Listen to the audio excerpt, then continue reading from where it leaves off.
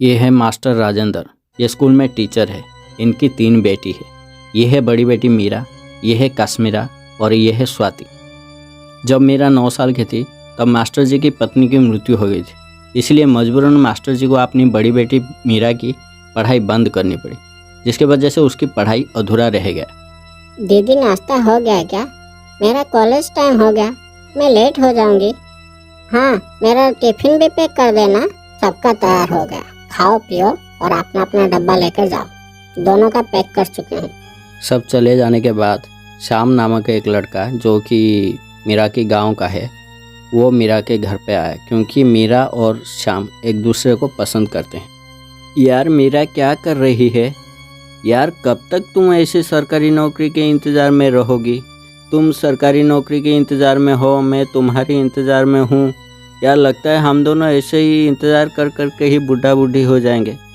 अपने पिताजी को समझाओ ना एक बार। मैं कैसे बात कर सकती हूँ?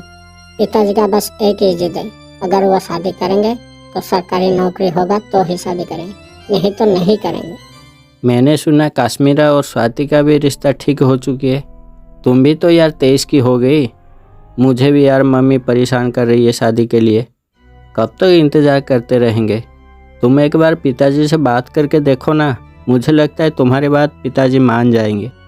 मुझे पिताजी से बात करने के लिए डर लगता है। तुम अपने पिताजी को बोलो ना, वो बात करेंगे। पिताजी 1-2 बार बात कर चुके हैं, लेकिन मास्टर जी बस सरकारी नौकरी ही चाहते हैं, जिसके वजह से पिताजी बात करने के लिए राजी नहीं है। कब तक यार तुम चुप रहोगी? तुम एक बार बोल के तो देखो, शायद हम दोनों की शादी हो जाएगी। कुछ दिनों के बाद मीरा के लिए और एक रिश्ता आया।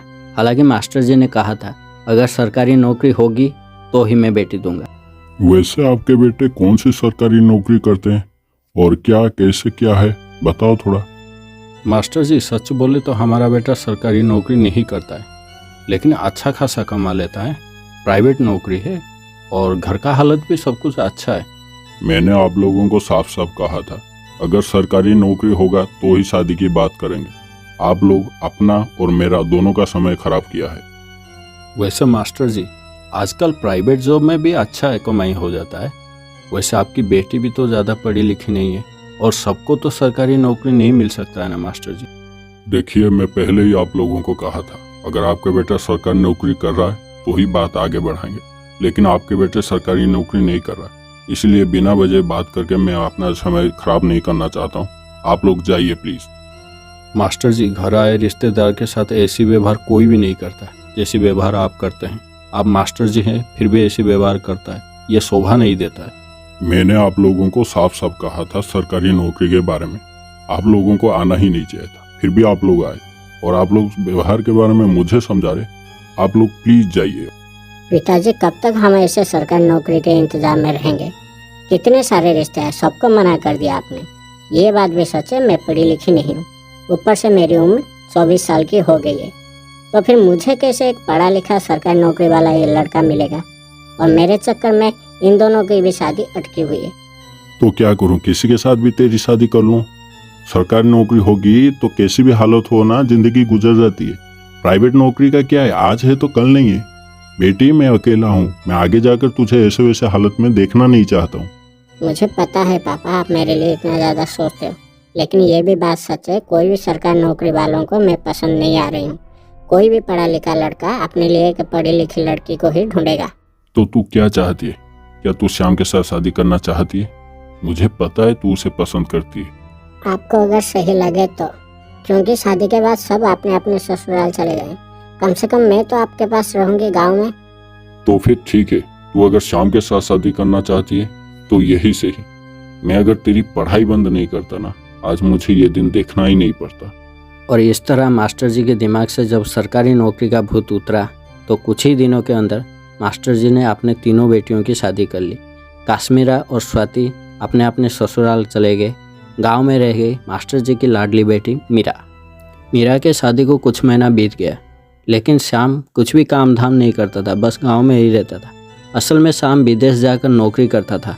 फिर एक दिन मीरा ने पूछा, श्याम तुम विदेश नहीं जाओगे तो कम से कम गाँव में ही कुछ कर लो, यूं ही घर पे बैठे रहोगे तो ये ठीक नहीं है ना? पिताजी पूछ रहे थे। मीरा मेरा काम चालू है, मुझे अभी विदेश जाकर नौकरी करने की कोई ज़रूरत नहीं है। मैं घर पर रहकर भी अपना व्यवसाय कर सकता हूँ। तुम्हारी ऐसी कौन सी बिजनेस है जो कि घर रहकर भी हो जाता है? क्या तुम ऑनलाइन में कुछ करते हो क्या?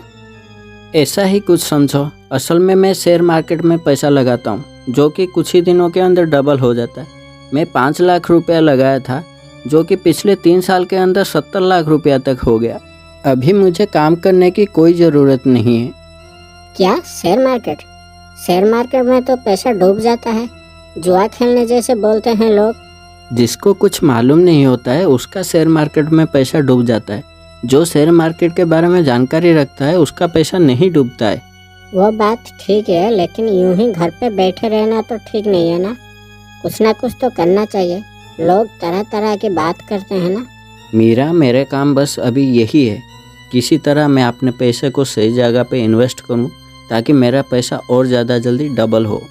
ऐसे ही शाम कुछ भी काम नहीं करता था, बस शेयर मार्केट में पैसा इन्वेस्ट करता था। एक दिन अचानक शेयर मार्केट गिरने लगा और शाम की जितना भी इन्वेस्ट था सारे डूब गए, क्योंकि विदेश की अमीर व्यक्तियों के द्वारा एक षड्यंत्र रचाया गया था, जिसके वजह से ऐसा हुआ।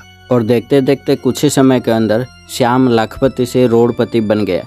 मेरा सब कुछ बर्बाद हो गया, मेरा सब कुछ बर्बाद हो गया। मैं कभी सोच भी नहीं सकता था ऐसा होगा। सब कुछ डूब गया, मेरा सब कुछ बर्बाद हो गया। क्या हुआ? क्यों ऐसे हो रहे हो तुम? सब कुछ बर्बाद हो गया मतलब क्या हुआ? ऐसे क्यों बोल रहे हो तुम?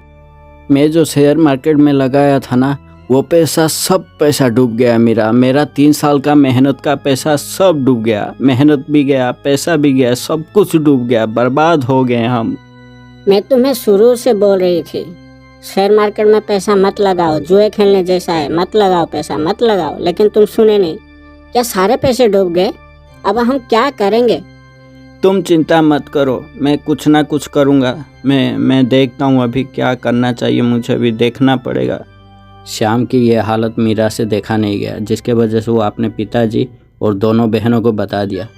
इसके वजह से पिताजी ये दोनों को अपने घर पे बुलाए। श्याम, पिताजी हम दोनों को घर पर बुलाया है। लेकिन क्यों बुलाया है? क्या तुम सारी बात पिताजी को बता दिया? लेकिन क्यों बताया तुम? तो क्या करती, इतनी बड़ी बात तो छुपा नहीं सकते है ना। सच तो बोलना ही था। अब बुलाया है तो जाना तो पड़ेगा ही। अभी तुझे पता चला मैं तुझे सरकारी नौकरी के बारे में क्यों बोल रहा था। अगर सरकारी नौकरी होता तो महीने के अंत में कुछ ना कुछ आ जाता, कैसे भी करके दिन बीत जाता। अब तुम लोग क्या करोगे? मेरे पास भी ऐसा कुछ नहीं बचा है जो कि मैं तुम लोगों को दे सकूं। तीनों की शादी करते करते सब कुछ खत्म हो गया, बस पेंशन का पैसा ही आता है मुझे, जिसमें मैं चलता हूँ। पिताजी आप चिंता मत करो, मैं कुछ ना कुछ कर लूँगा। कुछ नहीं तो बाहर जाकर तो नौकरी कर ही सकता हूँ। मैं सरकारी नौकरी किया था, जिसके वजह से इस उम्र में भी मुझे पेंशन का पैसा मिलता है, जिसमें मेरा गुजारा हो जाता है। ये 2 दामाद सरकारी का नौकरी करते हैं, जिसके वजह से कुछ भी हालत हो जाए महीने के अंत में घर में कुछ ना कुछ पैसा आ जाता है, जिसमें गुजारा हो ही जाएगा। अब तुम तो सारे पैसे डुबा दिए, अभी मेरे बेटी का ख्याल तुम कैसे रखोगे? तो किसको पूछ के इतने सारे पैसे शेयर मार्केट में लगाए थे? हम लोगों को पूछे थे क्या? हम लोग सरकारी नौकरी करते हैं, पढ़े लिखे लोग हैं, फिर भी एक बार सोचते हैं शेयर मार्केट में पैसे लगाएं क्या ना लगाएं। शेयर मार्केट का कोई भरोसा होता है क्या? अब डूब गया तो डूब ही गया, और क्या कर सकते हैं। अच्छा लगाया तो लगा, लेकिन सारे पैसे एक ही जगह पे लगाना जरूरी था क्या? कुछ और कर लेते, कहीं प्रॉपर्टी खरीद लेते, नहीं तो कहीं और कुछ इन्वेस्ट कर लेते हैं। अब सारे पैसे एक जगह पे था तो सब कुछ डूब गया, अब क्या कर सकते हो? डूब गया तो डूब गया, और क्या कर सकते। और ऐसे जिसको जो मर्जी हो रहा था वो श्याम को सुनाते जा रहा था, और श्याम चुपचाप सुन रहा था। लेकिन ये सब मीरा के नज़र में हो रहा था, जिसके वजह से वो आकर बोली, बस भी करो, अभी जो हमारे किस्मत में होगा वो हम लोग देख लेंगे। अगर कोई हमारे कुछ मदद कर सकता है तो करो, बिना वजह बोलने की कोई जरूरत नहीं। मीरा की बात सुनकर सब चुप हो गए। श्याम असल में मेहनत मजदूरी करके पैसा कमाने वाला इंसान था, और ये सब सरकारी नौकरी वाले थे, जिसके वजह से इन लोगों को कोई भी पसंद नहीं करते थे। मदद के नाम पर थोड़ा बहुत पैसा देकर सब अपने अपने घर चले गए। उसके अगले दिन श्याम ऐसा ही न्यूज़ देख रहा था, तो पता चला जो लोग नुकसान पहुंचाए थे शेयर मार्केट को, वही लोग उसी शेयर मार्केट के शेयर को खरीदे थे। इसमें श्याम को ये पता चल गया, भले ही अभी ये नुकसान हुआ है, लेकिन आगे जाकर और भी ज़्यादा फायदा होने वाला। इसलिए वो कुछ भी नहीं किया, बस इंतज़ार किया। सचमुच वैसा ही हुआ। कुछ महीनों के अंदर पहले जैसे हालत हो गया, फिर शेयर मार्केट बढ़ गया। देखते देखते कुछ ही सालों के अंदर श्याम मास्टर जी के दोनों सरकारी नौकरी वाले दामादों से कहीं गुना ज़्यादा अमीर हो गया और मास्टर जी के दिमाग से हमेशा हमेशा के लिए सरकारी नौकरी वाला भूत उतर गया।